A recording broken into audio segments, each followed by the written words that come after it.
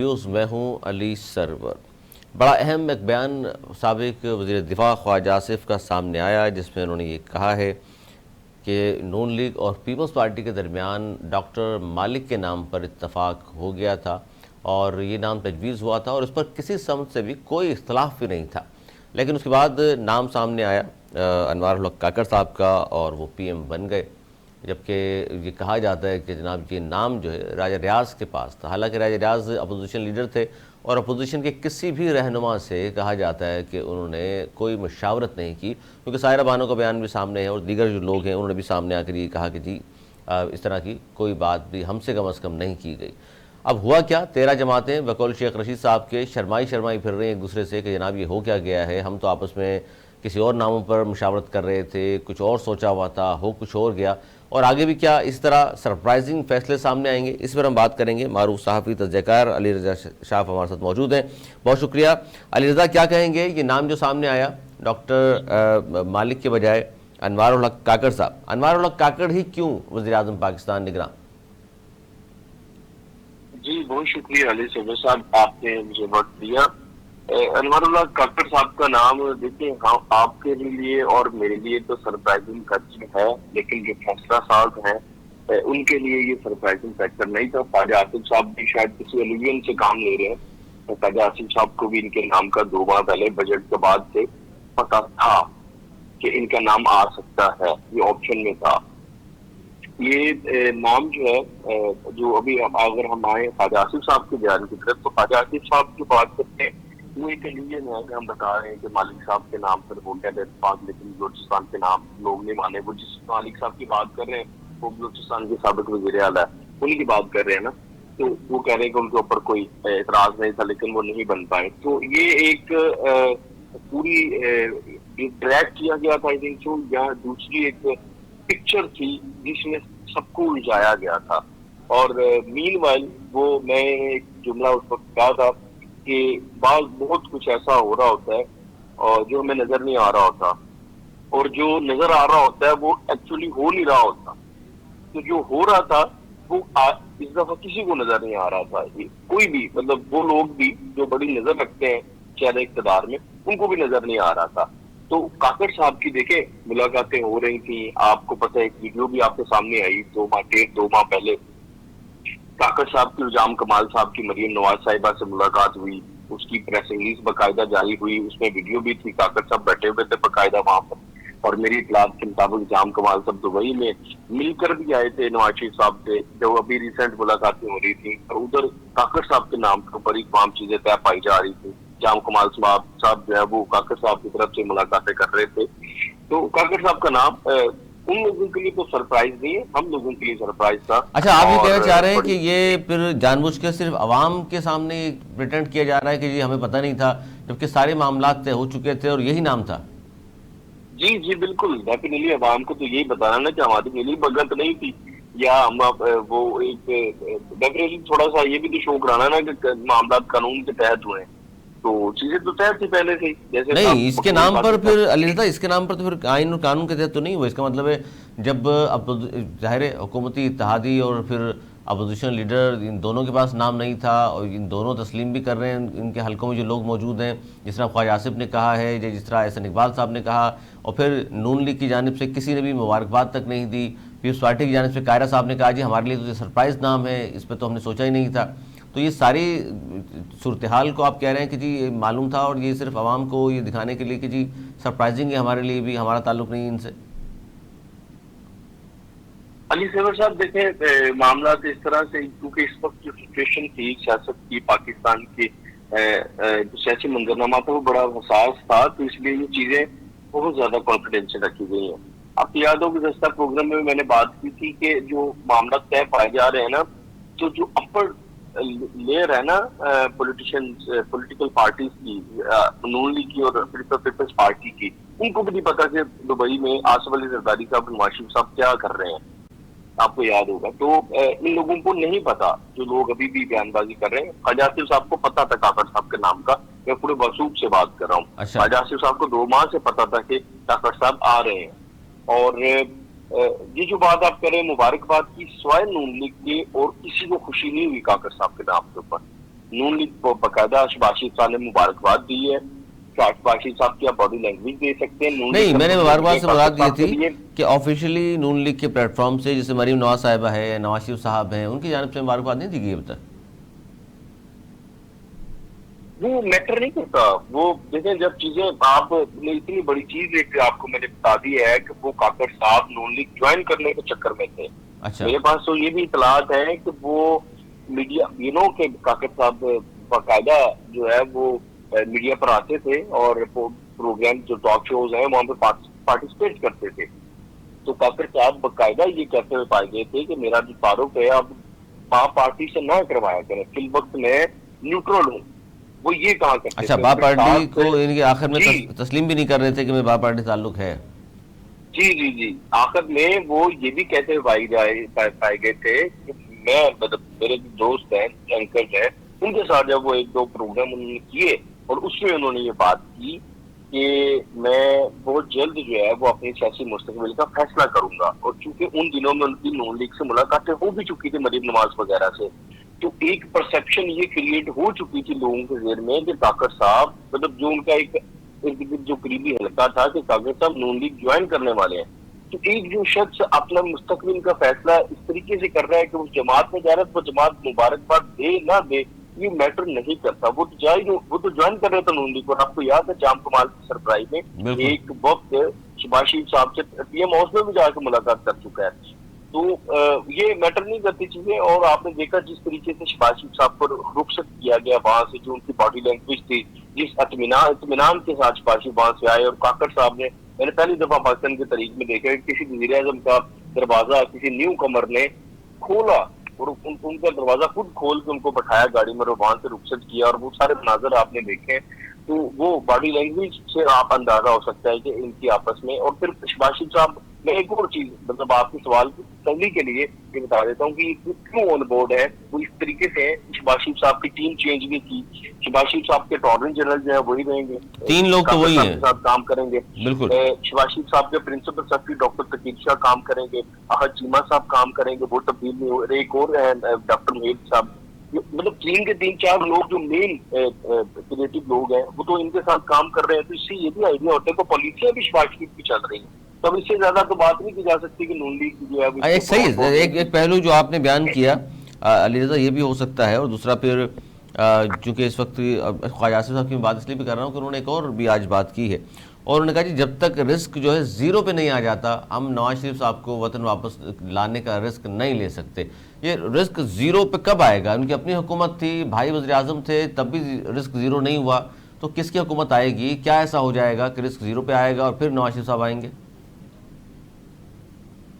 Sir वही बात है, वो जो पुरानी बात मैं कहता आ रहा हूँ, रिस्क एक ही चीज का और किसी चीज का डर नहीं है, वो है चीफ जस्टिस बंदियाल साहब। जी।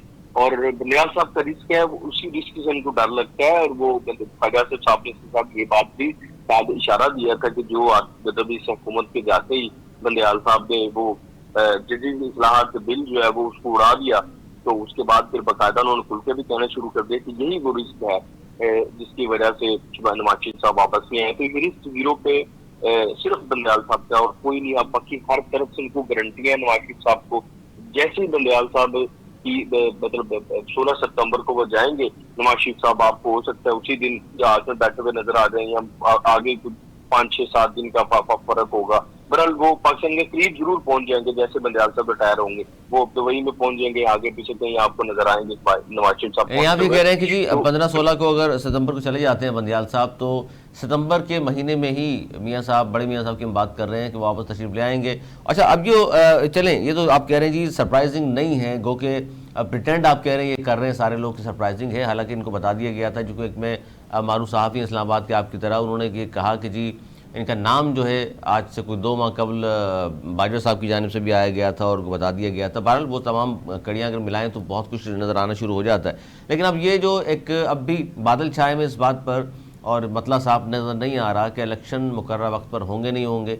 आपको क्या लगता है कि इस्लामाबाद में किस तरह की खबरें हैं कि वाकई 120 दिन जो कहा जा रहा है मरदमशुमारी के बाद नई हल्काबंदियों को चाहिए और उसके बाद इलेक्शन हो जाएंगी, या फिर मामला आपको आगे लॉन्ग टर्म जाता नज़र आ रहा है? علی صبر صاحب، جو کاکڑ صاحب کا نام ہے اور اس کے بعد جو کاکڑ صاحب کی کبینہ سامنے ہے، یہ آئندہ 5-10 دن ہے، اس سے آپ کو آئیڈیا ہو جائے گا کہ یہ کتنے عرصے کے لیے آئے ہیں. اور ابھی تک کی جو میری اطلاعات ہیں اور میرا جو انالیسز ہے اس کے مطابق الیکشن مارچ سے آگے نہیں جا سکتے. سینٹ کے الیکشن سے پہلے پہلے جنرل الیکشن ہر صورت ہو جائیں گے اور یہ طے ہے.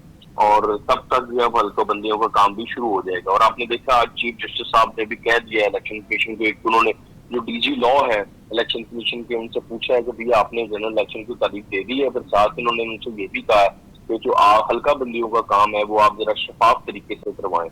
تو اس طریقے سے بھی ایک سرٹن جو پریشر ہے وہ آنا شروع ہو چکا ہے. میں آپ کو بتاؤں اس حوالے سے جو پریشر صرف چیف جسٹس صاحب کا نہیں رہے گا، یہ بندیال صاحب کا نہیں ہوگا عدلیہ کی طرف. میں آپ کو شور کر رہا ہوں کہ الیکشن کیوں ہوں گے مارچ سے پہلے. جی جی یہ پریشر بندیال صاحب کے بعد قاضی صاحب کا بھی ہوگا. قاضی صاحب اس چیز سے کبھی بھی جو ہے وہ نظر نہیں چرا سکیں گے. کوئی نہ کوئی وہاں پر درخواست ضرور قاضی صاحب کے پاس چلی جائے گی کہ جی الیکشن تاخیر کے شکار ہو رہے ہیں، کوئی ایسے مناظر نظر آ رہے ہیں، کوئی ایسے تعصب نظر آ رہا ہے، تو قاضی صاحب کے پاس کوئی درخواست جا سکتی ہے. تو قاضی صاحب اسی طریقے سے ایمفاسائز کریں گے کہ بھائی یہ حلقہ بندی کو کام پورا کرے، جلدی سے الیکشن چھوڑ دیں. ہو سکتا ہے قاضی صاحب بندیال صاحب سے 2 قدم آگے بڑھ کے گارنٹی لے لیں ان سے تو بھائی گارنٹی دیں کہ آپ فلاں ڈیٹ کو الیکشن کرا دیں گے.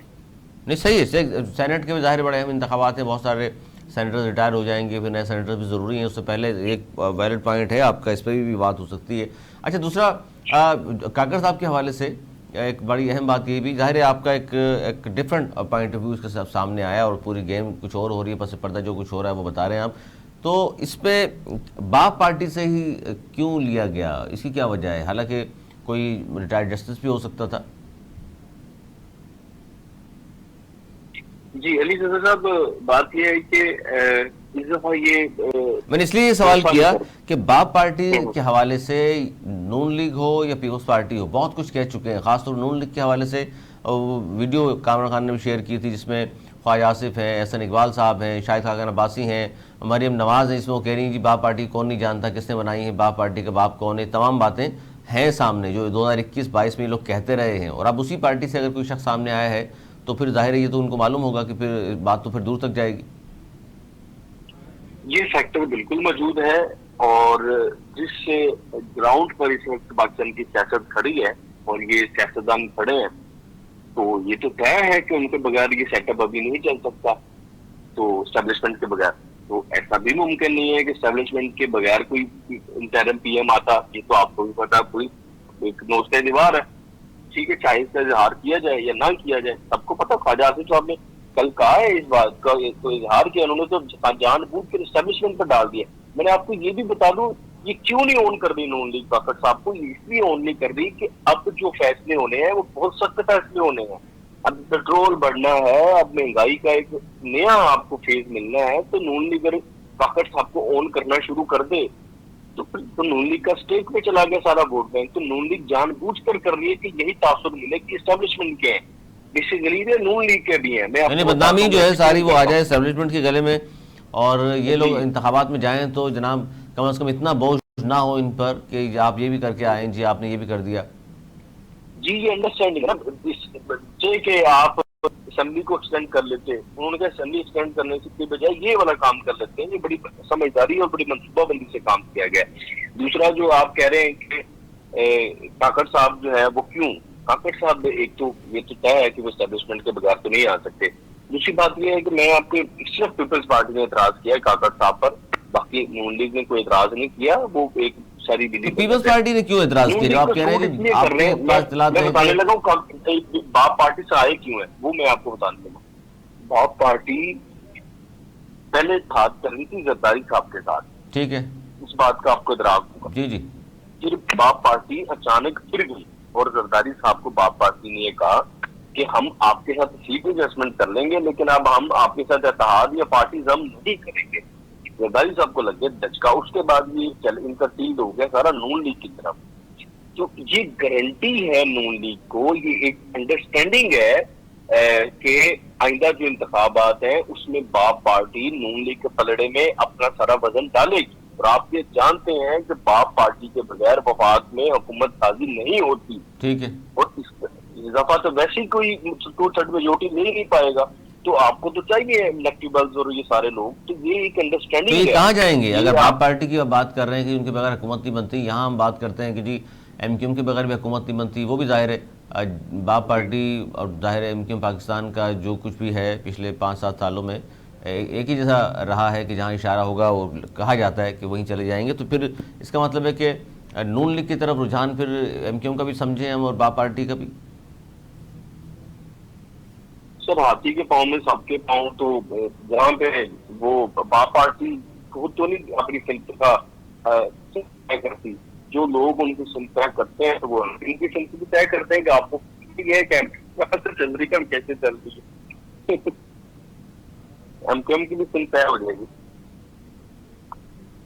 اس ایم کیو ایم کی بھی سمت طے ہوتی نظر آ رہی ہے۔ آپ کو بہت شکریہ علی رضا صاحب، ہمارے ساتھ موجود تھے۔ ہم بات کر رہے تھے جناب کہ بڑا ایسا نگراں وزیر اعظم لائیں جو جمہوریت کو گھورکن نہ بنائیں۔ اختر مینگل نے یہ الارمنگ بات کہی اور انہوں نے خط بھی لکھا ہے نواز شریف کو، لیکن یہ بھی ایک پہلو ہو سکتا ہے جو علی رضا نے بیان کیا کہ جہاں ہمیں یہ لگ رہا ہے کہ جناب اپوزیشن لیڈر کی یا حکومتی 13 جماعتی اتحاد پی ڈی ایم کی نہیں سنی گئی اور نام یہ دونوں آن کرنے کو تیار نہیں ہیں، راجہ ریاض تو تیار ہیں لیکن راجہ ریاض پر دوسرے لوگ اعتراض کرتے ہیں کہ جناب ان کے پاس نام نہیں تھا کیونکہ انہوں نے اپنے لوگوں سے مشاورت نہیں کی جو اپوزیشن میں موجود ہیں۔ اسی طرح نون لیگ آن کرنے کو تیار نہیں ہے، لیکن علی رضا کا تجزیہ یہ ہے کہ جناب یہ تمام چیزیں فائنل ہو چکی تھیں، آن اس لیے نہیں کیا جا رہا کہ اب بڑے مشکل فیصلے کرنے ہیں نگراں وزیر اعظم نے، اور مشکل فیصلوں کی وجہ سے خاص طور پر مہنگائی میں مزید اضافہ ہوگا، اور انتخابات میں اگر ان سیاسی جماعتوں کو جانا ہے تو یہ کبھی بھی لیبل نہیں لگائیں گے اپنے اوپر کہ جناب ہم لے کر آئے ہیں اس نگراں وزیر اعظم کو، اور انہوں نے آ کر اس طرح کے